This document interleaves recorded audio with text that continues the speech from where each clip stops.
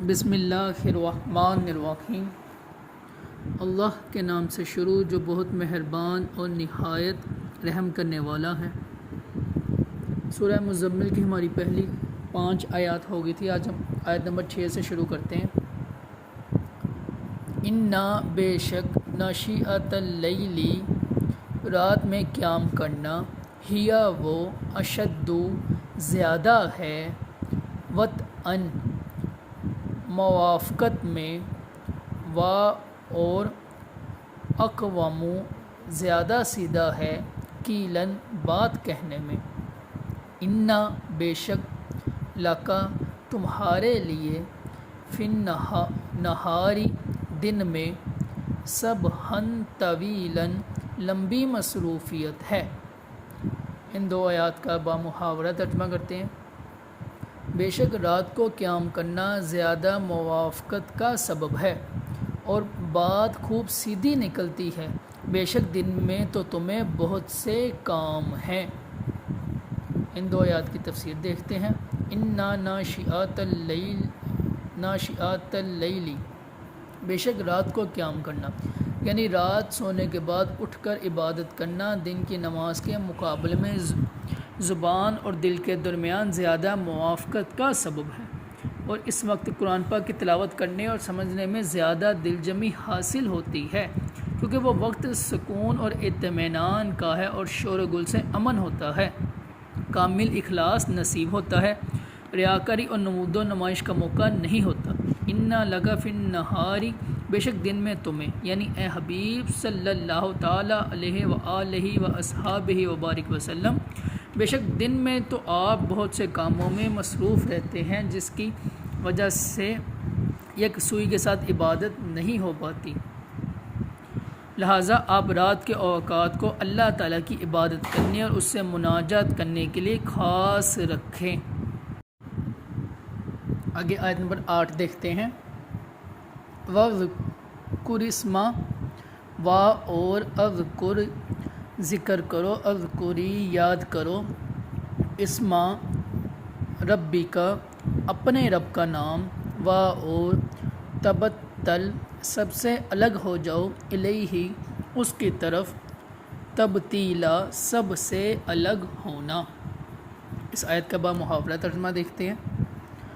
اور اپنے رب کا نام یاد کرو اور سب سے ٹوٹ کر اسی کے بنے رہو۔ اس آیت مبارکہ کی تفسیر دیکھتے ہیں۔ وَاذْکُرِ اسْمَ رَبِّکَ، اور اپنے رب کا نام یاد کرو۔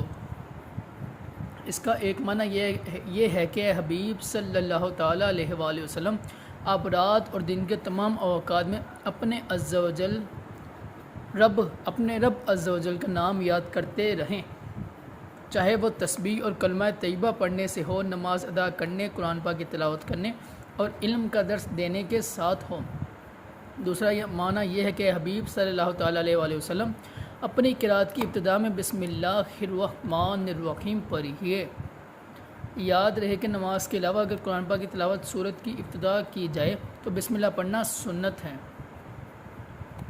اور اگر سورت کے درمیان سے تلاوت شروع کی جائے تو بسم اللہ پڑھنا مستحب ہے، اور نماز میں سورہ فاتحہ کے بعد سورت کی تلاوت سے پہلے بسم اللہ پڑھنا سنت نہیں۔ وَتَبَتَّلْ إِلَيْهِ تَبْتِيلًا، اور سب سے ٹوٹ کر اسی کے بنے رہو، یعنی اللہ تعالیٰ کی عبادت ایسی ہو کہ اس میں انقطاع کی صفت ہو کہ دل اللہ تعالیٰ کے سوا اور کسی یاد میں مشغول نہ ہو، اس کی عبادت کے وقت سب سے تعلق ختم ہو جائے اور صرف اسی کی طرف توجہ رہے۔ یاد رہے کہ اس آیت سے یہ ثابت نہیں ہوتا کہ انسان نکاح کرنا چھوڑ دے اور سب سے ناطہ توڑ کر کسی جنگل، غار یا ویران جگہ میں اللہ اللہ کرنا شروع کر دے، کیونکہ یہ اسلام میں منع ہے، جیسا حضرت طاؤس رضی اللہ تعالیٰ عنہ سے مروی ہے۔ نبی اکرم صلی اللہ تعالیٰ علیہ وسلم نے ارشاد فرمایا، اسلام میں نکاح نہ کرنا، لوگوں سے کنارہ کش ہو کر عبادت کرنا منع ہے۔ حضرت سعد بن ہشام رضی اللہ تعالیٰ عنہ نے حضرت عائشہ صدیقہ رضی اللہ تعالیٰ عنہ سے پوچھا کہ نکاح نہ کرنے کے بارے میں آپ کی کیا رائے ہے؟ آپ رضی اللہ تعالیٰ عنہ نے فرمایا، کیا تم نے اللہ تعالیٰ کا یہ فرمان نہیں سنا؟ سورہ رعد آیت نمبر 38 ترجمہ۔ اور بے شک ہم نے تم سے پہلے رسول بھیجے اور ان کے لیے بیویاں اور بچے بنائے، لہٰذا تم نکاح کرنے سے کنارہ کشی نہ کرو۔ اور ایک روایت میں ہے عائشہ صدیقہ رضی اللہ تعالیٰ عنہا نے فرمایا، اے ہشام نکاح کرنے سے کنارہ کشی نہ کرو، کیونکہ اللہ تعالیٰ نے ارشاد فرمایا، سورہ احزاب آیت نمبر 21 ہے، ترجمہ ہے بے شک تمہارے لیے اللہ کے رسول میں بہترین نمونہ موجود ہے، اور بے شک رسول اللہ صلی اللہ علیہ وسلم نے نکاح فرمایا اور ان کے ہاں اولاد بھی ہوئی۔ آگے آیت نمبر 9 دیکھتے ہیں۔ رب المشرقی والمغربی، وہ مشرق اور مغرب کا رب ہے، لا نہیں ہے، الہ کوئی معبود، الا مگر، ہوا وہ، فاتخذہ تو تم بناؤ اسے، وکیلاً کارساز، وہ مشرق اور مغرب کا رب ہے، اس کے سوا کوئی معبود نہیں، تو تم اسی کو اپنا کارساز بناؤ۔ اب اس آیت کی تفسیر دیکھتے ہیں۔ رب المشرقی والمغربی، وہ مشرق اور مغرب کا رب ہے، یعنی اللہ تعالیٰ مشرق و مغرب اور ان کے درمیان موجود تمام چیزوں کا رب اور ان کا خالق و مالک ہے، اس کے علاوہ اور کوئی معبود ہی نہیں، لہذا تم اپنے دینی اور دنیاوی تمام امور میں اسی کو اپنا کارساز بناؤ اور اپنے کام اسی کے سپرد کر دو اور اسی پر بھروسہ کرو۔ یاد ہے کہ حقیقی کارساز صرف اللہ تعالیٰ ہے اور سب کو اسی پر بھروسہ کرنا چاہیے۔ البتہ اس کا یہ مطلب نہیں کہ انسان اسباب کو اختیار کرنا چھوڑ دیں، صرف اللہ تعالیٰ پر بھروسہ کر کے بیٹھ جائے، بلکہ ہر انسان کو چاہیے کہ وہ اسباب ضرور اختیار کرے، لیکن ان اسباب پر بھروسہ نہ کرے، بلکہ صرف اللہ تعالیٰ پر بھروسہ کرے، جیسے ہر ایک کو روزی دینا اللہ تعالیٰ نے اپنے ذمہ کرم پر لیا ہوا ہے۔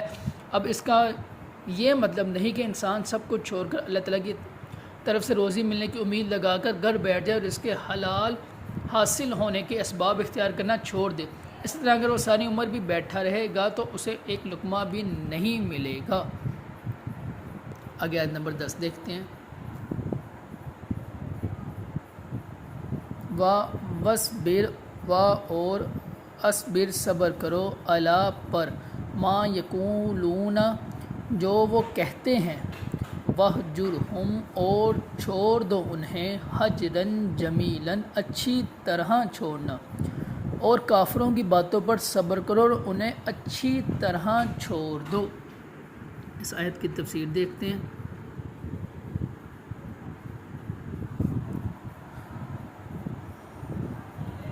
وَاصْبِرْ عَلَىٰ مَا یقولون اور کافروں کی باتوں پر صبر کرو، یعنی اے حبیب صلی اللہ تعالیٰ علیہ وآلہ وسلم، کفار قریش اللہ تعالیٰ کے بارے میں شریک، بیوی اور اولاد بتا کر خرافات بکتے ہیں اور آپ کو جادوگر، شاعر، کاہن اور مجنون کہہ کر آپ کی شان میں گستاخیاں کرتے ہیں، اور قرآن کو سابقہ لوگوں کی کہانیاں بتا کر اس کے بارے میں نازیبا کلمات کہتے ہیں۔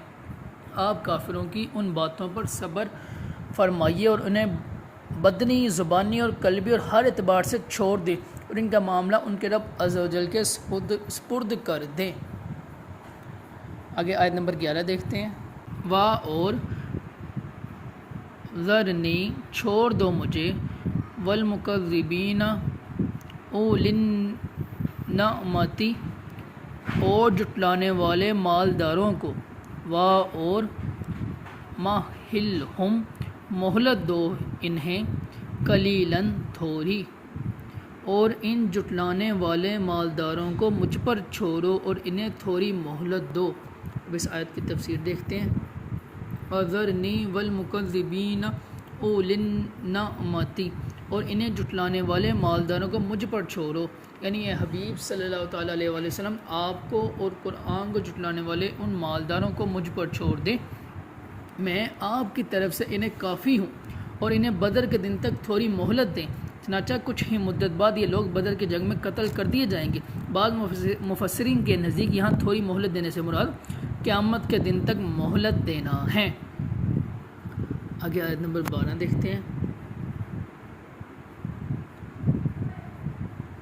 انا بے شک، لدینا ہمارے پاس، انکالن باری بیریاں، و جہیمن اور برکتی آگ ہے، اور طعامن ذا غصۃ گلے میں پھنسنے والا کھانا، و اور عذابن علیمن دردناک عذاب ہے، یوما جس دن ترجفو تھر تھرائیں گے، اردو زمین جس دن تھر تھرائے گی زمین، والجبال اور پہاڑ، و اور کانت الجبال ہو جائیں گے پہاڑ، کثیبم مہیلا ریت کا ٹیلا بہتا ہوا۔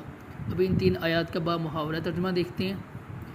بے شک ہمارے پاس باری بیریاں اور برکتی آگ ہے، اور گلے میں پھنسنے والا کھانا اور دردناک عذاب ہے، جس دن زمین اور پہاڑ تھر تھرائیں گے اور پہاڑ ریت کا بہتا ہوا ٹیلا ہو جائیں گے۔ اب ان 3 آیات کی تفسیر دیکھتے ہیں۔ انا لدینا انکالن بے شک ہمارے پاس باری بیریاں ہیں۔ اس آیت اور اس کے بعد والی آیت میں کفار کے عذاب کا وصف بیان کرتے ہوئے فرمایا کہ جنہوں نے نبی کریم صلی اللہ تعالیٰ علیہ وآلہ وسلم کو جھٹلایا، ان کے لیے ہمارے پاس آخرت میں لوہے کی بھاری بیریاں ہیں، جو کہ ذلیل کرنے اور عذاب دینے کے لیے ان کے پاؤں میں ڈالی جائیں گی، اور برکتی آگ ہے جس میں انہیں جلایا جائے گا، اور گلے میں پھنسنے والا کھانا ہے جو نہ حلق سے نیچے اترے گا اور نہ حلق سے باہر آ سکے گا، اور ان چیزوں کے علاوہ ان کے لیے ایسا دردناک عذاب ہے جس کی حقیقت کوئی نہیں جان سکتا۔ قیامت کے دن کفار کے لیے تیار کیے گئے عذاب کے بارے میں پریاں سن کر ہر مسلمان کو چاہیے کہ وہ اپنے دل میں اللہ تعالیٰ کا خوف پیدا کرے، یہی ہمارے اسلاف کا طریقہ رہا ہے۔ چنانچہ حضرت عبداللہ بن عمر رضی اللہ عنہما فرماتے ہیں، حضور اقدس صلی اللہ تعالیٰ علیہ وسلم نے کسی قاری سے یہ آیت سنی، انا لدینا انکالا و جحیمن، تو اللہ تعالیٰ کے خوف سے آپ صلی اللہ تعالیٰ علیہ وسلم پر غشی طاری ہو گئی۔ مروی ہے کہ حضرت حسن بصری رضی اللہ عنہ روزے کی حالت میں تھے، شام کے وقت جب ان کے سامنے کھانا حاضر کیا گیا تو انہیں یہی آیت یاد آ گئی، اور اللہ کے خوف سے انہوں نے کہا کھانا اٹھا لو۔ دوسری رات کھانا پیش کیا گیا تو پھر یہی آیت یاد آ گئی، آپ نے فرمایا کھانا اٹھا لو۔ تیسری رات بھی اسی طرح ہوا تو حضرت ثابت بنانی رحمۃ اللہ علیہ اور چند دیگر بزرگوں کو اس بات کی خبر دی گئی، وہ تشریف لائے اور مسلسل حضرت حسن بصری رضی اللہ عنہ کو کھانے کا کہتے رہے، یہاں تک کہ آپ نے ستو کا صرف ایک گھونٹ پیا۔ یوم ترجف الارض والجبال، جس دن زمین اور پہاڑ تھر تھرائیں گے۔ ارشاد فرمایا کہ جس دن زمین اور پہاڑ اللہ تعالیٰ کی ہیبت اور جلال سے تھر تھرائیں گے، اور پہاڑ اپنی سختی اور بلندی کے باوجود تھر تھرانے کی شدت کی وجہ سے ریت کا بہتا ہوا ٹیلا ہو جائیں گے، وہ قیامت کا دن ہوگا۔ یہاں تک کہ ہماری سورہ مزمل کی 14 آیات اور ان کا ترجمہ اور تفسیر، باقی انشاءاللہ ہم کل کی کلاس میں کریں گے۔